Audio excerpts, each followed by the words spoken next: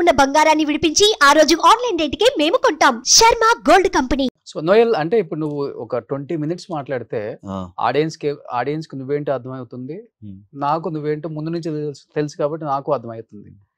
ఇప్పుడు 20 minutes లో చాలా గ్రౌండెడ్గా ఉంటాను అంటున్నావు, టైం మెయింటైన్ చేస్తాను అంటున్నావు, పెద్దలంటే రెస్పెక్ట్ అంటావు, అండ్ వేరే వాళ్ళని ఎవరు తప్పుగా మాట్లాడను, పిఆర్ మెయింటైన్ చేయవు, సర్కిల్ లేదు, సో షూటింగ్, ఇల్లు, లైఫ్, ఫ్యామిలీ చాలా చెప్పావు కదా 20 నిమిషాలలో. ఇన్ని ఫాలో అయ్యే నోయల్ రియల్ లైఫ్లో, అంటే అందరికి తెలిసిన విషయమే, ఎందుకు పెళ్ళైన 16 రోజులకే విడాకులు ఇవ్వాల్సి వచ్చిందనే దాని మీద ఎస్తేర్ చాలా చెప్పింది, నా ఇంటర్వ్యూలు కూడా చెప్పింది, చాలా చెప్పింది. అంటే నేను ఈ రోజుకైనా నువ్వు ఎగ్జాక్ట్ ఆన్సర్ చెప్తావేమో నేను ఇది అడిగాను అనమాట. ఇన్ని క్వాలిటీస్ ఉన్న నోయల్ కి ఈ 10వ క్వాలిటీలో ఎందుకు బెడ్స్ కొట్టిందంటే తెలియదు. నేను తన్ని తప్పైతే అనండాలి. అండ్ ఇంకోటి నా రిక్వెస్ట్ ఏంటంటే మనం తన పేరు తీయకుండానే మాట్లాడదాము, ఎందుకంటే నాకు రైట్ లేదు, ఇంకా వీఆర్ అఫీషియల్లీ డివోర్స్ కాబట్టి. ఏమో డార్లింగ్, నేను అక్కడ ఫెయిల్ అయ్యా డెఫినెట్లీ. అది నాదే తప్పు, ఎందుకంటే నేను ఇప్పుడు తనని సరి చేయలేను. సో నాది తప్పు అనుకొని నేను మూవ్ ఆన్ అయ్యి నేనేమన్నా కరెక్ట్ చేసుకోగలిగితే కరెక్ట్ చేసుకుంటాను తప్ప డెఫినెట్లీ నేను ఫెయిల్. అండ్ నువ్వు అడిగావు కదా కెరియర్ ఎందుకు నీకు అనుకున్నంత, ఈ పెళ్ళైన టైంలో it was draining me out. అంటే కరెక్ట్ అదే టైంలో నా గ్రాఫ్ పెరిగే టైం అది ఆ డిప్ వచ్చింది. అండ్ కరోనా కూడా వచ్చింది అనుకో, అన్ని పెళ్లి గురించి అని కాదు కానీ ఏమో అక్కడ కంప్లీట్గా బ్రూటల్గా ఫెయిల్ అయ్యాను నేను. And I was upset also, ఎందుకు ఇలా జరిగింది అని. ఇప్పుడు ఎందుకు అయింది తను చెప్పిందని నిజాలు అనుకో రోషన్ నువ్వు, ఎందుకంటే నేను ఎక్స్ప్లెనేషన్ ఇవ్వాల్సిన అవసరం కూడా లేదు నాకు. ఎందుకు అంటున్నానంటే, నేను తన అబద్ధం ఎందుకు చేయాలి? ఇప్పుడు తను నా మీద వేసిన నింద, తను నా మీద బురద జల్లింది, నేను ఇలా తుడుచుకుంటే అయిపోద్ది, నేను తీసి మళ్ళీ ఎందుకు కొట్టాలి? నేను కొట్టమని నేను చెప్పలేదు, ఒక ఎగ్జాక్ట్ ఆన్సర్ అడిగాను నేను అంతే. ఏం లేడాలి, నాదే తప్పు డెఫినెట్లీ. ఎందుకంటే పెళ్ళైన తర్వాత 6 నెలలకు సంవత్సరానికి విడిపోయే వాళ్ళని చూసాం కానీ 16 రోజులకు విడిపోయిన వాళ్ళు ఎవరిని చూడలేదు మనం. అదే అంటే అంత క్యాల్కులేటివ్ గా తను డేట్ చెప్పింది అంటే ఇంకా తన్నే అడగండి మరి మొత్తం అంతా. నాకు తెలియదు, నాకు 16 రోజుల్లో విడాకులైనట్టయితే నాకు తెలియదు మరి. అంటే 16 రోజులకు విడిపోయాము, డైవర్స్ లేట్గా వచ్చాయి. లేదు డార్లింగ్, అవన్నీ ఇంకా పాపం తను ఏదో చెప్పింది, it's okay, let it be. నేను అందుకనే అన్న, రోషన్ మన ఇంటర్వ్యూలో డార్క్నెస్ ఉండొద్దు, లైట్ ఉండాలి అని. నీ పేరే రోషన్ అని. అందుకనే అంటే నువ్వు ఇవన్నీ చెప్పగానే నేను ఎందుకు నవ్వాను తెలుసా, నాకు తెలుసు నువ్వు ఇక్కడికే వస్తాను. ఇది ఏంటంటే డార్లింగ్, ఇప్పుడు ఓకే, ఇప్పుడు నేను ఏం చెప్పినా ఎంతో అంత తనకి ఎఫెక్ట్ అవుతుంది కదా, అవుతుందా అవుతుందా రోషన్? నిజం చెప్పి మనసు మీద చేసుకో, ఎందుకు చేయాలి మనం? మరి తను ఆలోచించలేదా ఎఫెక్ట్ అవుతుందేమో, గతం గత అయిపోయింది కదా, ఎవరి లైఫ్ వాళ్ళది, తను సినిమాలు చేసుకుంటుంది, నేను సినిమాలు చేసుకుంటాను అని తను అనుకోలేదు ఎందుకని మరి? పర్లేదు డార్లింగ్, తనైతే చాలా మంచిది, ఐ రియలీ లైక్ హర్, నాకు చాలా ఇష్టపడి పెళ్లి చేసుకున్నా. తను ఏమన్నా ఓకే నాకు, it's okay, I I I I like her, I admire her. చాలా కష్టపడుతుంది తను, నేనైతే ఏం చెప్పా, ఎందుకంటే ఈ ఇంటర్వ్యూ వల్ల తనకి బ్యాడ్ జరగొద్దు. ఓకే, నేను తన ఇచ్చిన ఇంటర్వ్యూస్ వల్ల నాకు ఎంత బ్యాడ్ జరిగిందో నేను చూసా. మన శత్రువులు కూడా ఇట్లాంటి సిచ్యువేషన్ రావద్దు అని అంటారు. జీవితం నాశనం అయిపోయింది కదా ఇంటర్వ్యూస్ వల్ల, నిజంగా చెప్పు.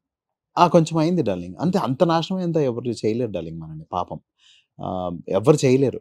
ఎవరన్నా ఎంతవరకు చేయగలుగుతారంటే దేవుడు ఎంతవరకు అనుమతిస్తే అంతవరకే. ఇఫ్ ఇది నా వరకు వచ్చింది, నాకు అంత ఈ ఫేజ్ చూసానంటే అందులో నాకు మంచి జరగకపోతే నా దేవుడు అనుమతించాడు. నా పొగరు, నా ధైర్యము, అన్ని కూడా ఆయనే. సో అది అయ్యింది అంటే నాకు ఏదో మంచి జరగాలి, అందుకనే అయ్యింది. సో ఇట్స్ ఓకే, కొన్ని సినిమాల్లో ఉండి లేకుండా ఉండడం అవన్నీ జరిగాయి, but it's okay, I can take it. Still ఇప్పుడు అన్నీ మంచిగా ఉన్నప్పుడు ప్రేమించడం కాదు డార్లింగ్, ఏమి బాగాలేనప్పుడు కదా ప్రేమించడం అంటే. I still have no problem with her. అప్పుడే కాదు, ఇప్పటికి కూడా చర్చిలో ఏదైతే మాటలు ఇచ్చుకున్నావు మేమిద్దరం, ఇప్పుడు నీ సుఖంలో నీ దుఃఖంలో అన్నిట్లలో ఉంటాను, నువ్వు నన్ను ఏది పడుతుంది అన్నావు, నేను ఈ రోజు కూడా నేను ఒక్క మాట అన్నట్లే. ఎందుకంటే నాకు ఆ రోజు 40 సంవత్సరాలు చర్చికి వెళ్ళి నేను ఏం నేర్చుకున్నట్టు, ఫర్గివ్నెస్ అని. సో చిన్నప్పటి నుంచి I was trained to forgive. It's okay, it's completely okay. And I చాలా మంచిది డార్లింగ్ తను. ఆ టైంలో దాని మీద చేసిందో నాకు తెలియదు కానీ it's okay, she is a nice girl and I want her to be happy. తనకు మంచి లైఫ్ ఉండాలి. తను ఇప్పుడు ఎలాగో పెళ్లి చేసుకోవాలి. తను నా ఇంటర్వ్యూలో తను బ్యాడ్ అయితే జరగదు.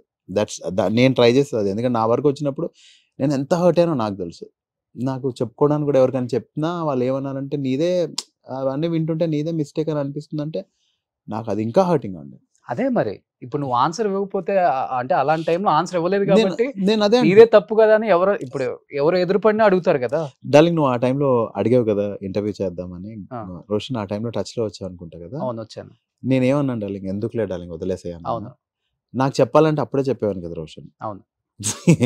నేను ఇప్పుడు పాపం తను అన్నది ఏంటి, వాడికి మనుషులు పీపుల్ ప్లీజర్, వాడు అందరికీ చెప్పుకుంటాను నేను ఇది అని చెప్పుకుంటే అదే రోజు వచ్చి చెప్పుకునేవాడిని. ఫస్ట్ ఇంటర్వ్యూ రిలీజ్ అవ్వగానే వచ్చి బాబా ఏమైపోతుంది ఇక్కడ అని చెప్పి వచ్చి చెప్పాను. సరే లెట్ ఇట్ బి. ఇక బైబిల్ ఒకటి ఉంటుంది, ఇక్కడ కొడితే ఇక్కడ కూడా కొట్టమని. ఎందుకు అనుకున్నా అది మంచి జరగకపోతే చెప్పడు కదా ఆయన. సరే కొట్టు, ఇంకోటి కూడా కొడతా కొట్టు, బట్ ఇట్స్ ఓకే. నేను వదిలేసా. ఇంకా నేను మా అమ్మ నా మీద పెట్టిన ఫెయిత్ ఏంటి, నన్ను పెంచింది ఏంటి, నాకు నేర్పించింది ఏంటి, నాకు చరిత్ర తీసుకెళ్ళి ఇట్స్ ఓకే, ఫర్గివ్ నాన్న, forgive. She likes her, I will not disappoint my mom. మా మమ్మీ నా ఇంటర్వ్యూ చూస్తే మా మమ్మీ డిసప్పాయింట్ అవ్వదు, అంతే సింపుల్. ఇప్పుడు లేని మనిషి గురించి నేను ఆలోచించి waste. It's okay, what ever she said అదే రైట్ అనుకోను. ఒకరోజు నీకు తెలుస్తుంది కదా ఇది ఏంటి. ఓకే. సో అంటే ప్రేమ పెళ్లి వెంటనే అయిపోయాయి కాబట్టి అసలు ప్రేమ పెళ్లి మీద నెక్స్ట్ నీకు ఒపీనియన్ ఏమైనా ఉందా? ఇంకా మళ్ళీ జీవితంలో ఇంకొక అమ్మాయి నీ జీవితంలో చాలా బ్యూటిఫుల్ డార్లింగ్. నాకు చాలా రెస్పెక్ట్ పెళ్ళి అంటే, చాలా రెస్పెక్ట్ నాకు. అంటే మా మమ్మీ డాడీని అందరినీ చూసి పెరిగాను కదా. పెళ్ళి is a very beautiful thing darling. ఇప్పుడు రాను మరీ కంపరం అయిపోయింది కానీ it's a very beautiful relationship. They are built empires. ఈరోజు మనకి రిలయన్స్ వాళ్ళు, ఆయనకి డివోర్స్ అయింటే ఇలా ఉండేవాడు ఆయన, అవునా కదా. చాలా ఫ్యామిలీస్ వాళ్ళు ఫ్యామిలీలా ఫ్లరిష్ అయ్యారు కాబట్టి మనం ఈరోజు చాలా ఎంజాయ్ చేయగలుగుతున్నాం. అండ్ నాకు చాలా ఇష్టమైన రిలేషన్షిప్ అది. చాలా అంటే ఆ ఒక్క రిలేషన్షిప్పే మనం చూస్ చేసుకుని వెళ్ళి ఏదైనా సరే వాళ్ళతో ఉంటాం. And knowing the baddest darkest side of them. అంటే వాళ్ళ వీక్నెస్లు కూడా తెలిసి కూడా మనం వాళ్ళతో ఉండి ప్రేమిస్తాం. అన్నయ్యతో కొన్ని రోజులు మాట్లాడమేమో, అక్కతో కొన్ని గొడవలు పడవచ్చు, తమ్ముడితో అవ్వచ్చు, ఫ్రెండ్స్తో అవ్వచ్చు. కానీ ఈ రిలేషన్షిప్ యూ బిల్డ్ టుగెదర్. ఒక ఫ్యామిలీని క్రియేట్ చేస్తాం, మళ్ళీ పిల్లల్ని క్రియేట్ చేస్తాం, వాళ్ళకి పెళ్ళి. It's a beautiful relationship. I just love marriage. అంత ఇష్టమైన రిలేషన్షిప్ అని చెప్పావు, మళ్ళీ ఎందుకు పెళ్లి చేసుకోలేదు మరి? చేసుకుంటా డార్లింగ్, చాలా తొందరలో చేసుకుంటా. లవ్ మ్యారేజ్ మళ్ళీ తెలియదు డార్లింగ్, ఆయన ఏం రాసి పెడుతుంది. ఇంకా నాకు ముందు అంటే నేను కొంచెం తొందరపడ్డానేమో. నేనే లవ్ చేశా, తను లవ్ చేయలేదని చెప్పింది కాబట్టి అదే నిజం. కానీ నేనే లవ్ చేశా. ఈసారి ఎలా ఉంటుందో నాకు తెలియదు, కానీ ఈసారి నన్ను లవ్ చేసే వాళ్ళు వస్తాడు డార్లింగ్. ఫిక్స్ అయిపోయాను. ఎందుకంటే నేను చాలా బ్యాడ్ని వెతుక్కున్నాను బ్రో. కొన్ని రోజులు అన్ని బ్యాడ్ జరిగే టైంలో నేను రోజు పొద్దున్న లేచి ఈరోజు నాకు ఏదైనా బ్యాడ్ జరుగుతుందేమో అని ఆలోచించేవాడిని రోషన్. మనుషుల మైండ్ సెట్ గురించి చెప్తున్నా. అప్పుడు బ్యాడ్ జరిగేది. అది జరిగి నేను ఒక రోజు రియలైజ్ అయ్యాను, నేను అనుకున్న అన్నీ అవుతున్నాయి, ఇప్పటి నుంచి నేను మంచి అనుకుంటాను. అప్పటి నుంచి నేను స్ట్రాంగ్గా ఫిక్స్ అయింది, నేను మెయిన్ లీడ్స్ చేయాలని ఒక సినిమా చేసేసాను. అవును. దాని తర్వాత మంచి కథలు రావాలని ఒక పొటేల్ చేశాను. నేను ఇప్పుడు ఈసారి వచ్చే వాళ్ళు నన్ను గట్టిగా ప్రేమిస్తారు బ్రో. ఫిక్స్ అయిపోయాను నేను. ఇంకంతే. ఇది చాలా చోట్ల చెప్పా, మళ్ళీ చెప్తున్నా. ఇంటర్వ్యూ తర్వాత గట్టిగా ప్రేమించే 100% వస్తాడు. ఇంకా అది అంతే డార్లింగ్, అది ఇట్ ఈస్ డన్. ప్రేమించాలి, పెళ్లి చేసుకోవాలి, పిల్లల్ని కనాలి, నీ డ్రీమ్ అది. చాలా ఇష్టం నాకు. That's how God design darling. ఇప్పుడు ఈ మధ్య వేరే జెండర్స్ వస్తున్నాయి, ఐ హావ్ నో కమెంట్స్, కానీ దట్స్ హౌ గాడ్ డిజైన్. అంతే ఉండాలి లైఫ్. ఏంటంటే మనం ముందుకెళ్ళాలి, మనం అందరం ముందుకెళ్ళాలనే క్రియేషన్కి ఫుల్ స్టాప్ ఉండొద్దని గాడ్ ఇలా డిజైన్ చేశాడు. అందులో బ్యూటిఫుల్ ముందుకెళ్ళేది ఎలా, హస్బెండ్ అండ్ వైఫ్ నుంచే. ఇంకే రిలేషన్స్ నుంచి ఫ్యామిలీస్ ఎలా ముందుకెళ్తాయి, అంతే కదా. I somehow love it. But నీకు అంటే ఇలాంటి బ్యాడ్ ఫేస్ లో ఉన్నప్పుడు ఇండస్ట్రీలో ఒకడు ఉంటాడు భుజం తట్టి, డోంట్ వర్రీ జరుగుతూనే ఉంటాయి ఇలాంటివి, పిచ్చ లైట్ తీసుకో, లైఫ్ ఇంకొకలాగా ఉంటుంది, నువ్వు జాగ్రత్తగా ఉండు అని చెప్పిన ఆర్టిస్టులు కానీ, హీరోస్ కానీ, లేకపోతే directors, well wishers like Rajamouli గారు వెల్ విషరే, కిరవాణి గారు వెల్ విషరే, అయితే అలా చెప్పిన వాళ్ళు ఎవరైనా ఉన్నారా? వాళ్ళందరితో నాకు అంత అంటే చనువు లేదు, కానీ వల్లి మేడం చెప్పాడు అలే, ఆవిడ దేవత, ఒక ఏంజిల్ నా లైఫ్లో. నా ఫస్ట్ శాంటా క్లాస్ కూడా ఆవిడే. ఓకే. మేము క్రిస్టియన్సే, కానీ నాకు ఎవ్వరు ఏ రోజు వచ్చి గిఫ్ట్స్ ఇవ్వాల. మేడం వచ్చి నాకు గిఫ్ట్స్ ఇచ్చారు. నాకు ఫస్ట్ టైం మా ఇంటికి వచ్చి, చాలా దూరం ఉండాలి మా ఇల్లు. She's my first Santa Claus. ఇప్పటికీ నేను అందరికంటే ఎక్కువ హర్ట్ చేసిన ఆవిడ కూడా ఆమె ఉండొచ్చు. ఎందుకంటే సిల్లీగా లేట్ వెళ్ళి అప్సెట్ చేసి చాలా, కానీ అందరికంటే ఎక్కువ ప్రేమించిన మనిషి మా అమ్మ తర్వాత ఎవరు ఉన్నారంటే డెఫినెట్లీ ఆవిడ చెప్పారు, ఇట్స్ ఓకే నో, దేనికి నువ్వు తప్పు చేయకపోతే నువ్వు ధైర్యంగా ఉండు, నువ్వు తప్పు చేసినప్పుడే బాధపడాలమ్మా అని చెప్పారు. అలాంటి ఒక మనిషి ఉండాలి డార్లింగ్. మేడం ఏమంటారంటే మనం ప్రేమించే వాళ్ళు, మనం చాలా ప్రేమించే వాళ్ళు, చాలా రెస్పెక్ట్ చేసే వాళ్ళు ఒక్కరు ఉంటే చాడు మనిషి ఎక్కడికి వెళ్ళిపోతాడు. అవును. అవి రెండు ఆవిడ నాకు. మా ఆమె అమ్మ గురించి అంటే చాలా మంది హీరోస్ చాలా గొప్పగా చెప్తారు. అంటే ఎంత చెప్పినా తక్కువే డార్లింగ్. Hmm. నిజం చెప్తున్నా కదా, నాకు ఈ రోజు నేను ఎప్పుడు చెప్పను, ఎందుకు చెప్తున్నాను నాకు తెలియదు, చెప్పాలనిపించి చెప్తున్నా.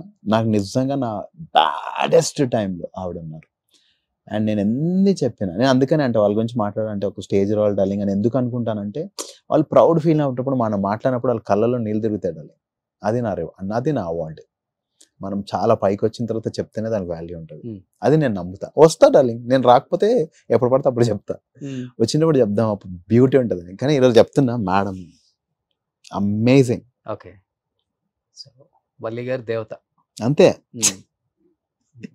నేను కదా అందరు చెప్తారు ఇది, బట్ యా నాకు కూడా.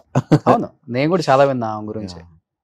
సో ప్రభాస్ గారు కూడా చెప్తారు ఆమె వల్లి గారి గురించి. అంటే వాళ్ళు ఎంత సింపుల్గా ఉంటారు, మనిషికి ఎంత వాల్యూ ఇస్తారు అనేది చాలా మంది చెప్తుంటే విన్నప్పుడు మనకు కూడా అనిపిస్తుంటది. ఎంత హైట్కి వచ్చినా కానీ చూడండి మనుషులు ఎలా ఉంటారు, వాళ్ళ దగ్గర నుంచి నేర్చుకోవాలి కదా మనం కూడా అనిపిస్తుంది. సో గ్రేట్ అది. సో కీరవాణి గారు సార్ ఏంటంటే వర్క్ అసోసియేషన్ కదా డార్లింగ్. నేను ఎక్కువ అంటే ఆయన అంటే చాలా భయం ఉంటుంది, భక్తి ఉంటుంది చూడు, అలా క్లోజ్ అవ్వం. మేడం ఏంటంటే ఏమో మేడం అంటే నేనేం మేడం షీ సంహౌ చాలా సపోర్ట్ చేశారు నన్ను. సో నాకు మేడం అంటే చాలా ఇష్టం. అంటే ఇలా ఉండాలి కదా, అమ్మ తర్వాత అమ్మలాగా ఎంత ఇష్టమో నాకు మేడం అంటే. బట్ మేము టూర్స్కి వెళ్ళినప్పుడు ఇంకెక్కువ మేడం గురించి తెలిసి, మేడమే లీడ్ చేస్తారు టూర్స్ అన్ని. సో మేడం అన్ని అగ్రిమెంట్స్ దగ్గర నుంచి అన్ని మేడమే చేస్తారు. దాని తర్వాత నేను చూసుకుంటా. సో ఆ కోఆర్డినేషన్ ఎక్కువైంది కాబట్టి ఆవిడ గురించి ఎంత ఎక్కువ తెలిస్తే అంత ఇష్టపడతాం మనం ఆవిడనైతే, మేడం అయితే. ఓకే, అది డార్లింగ్. అంతే. కొన్ని చెప్పలేము ఇంకా.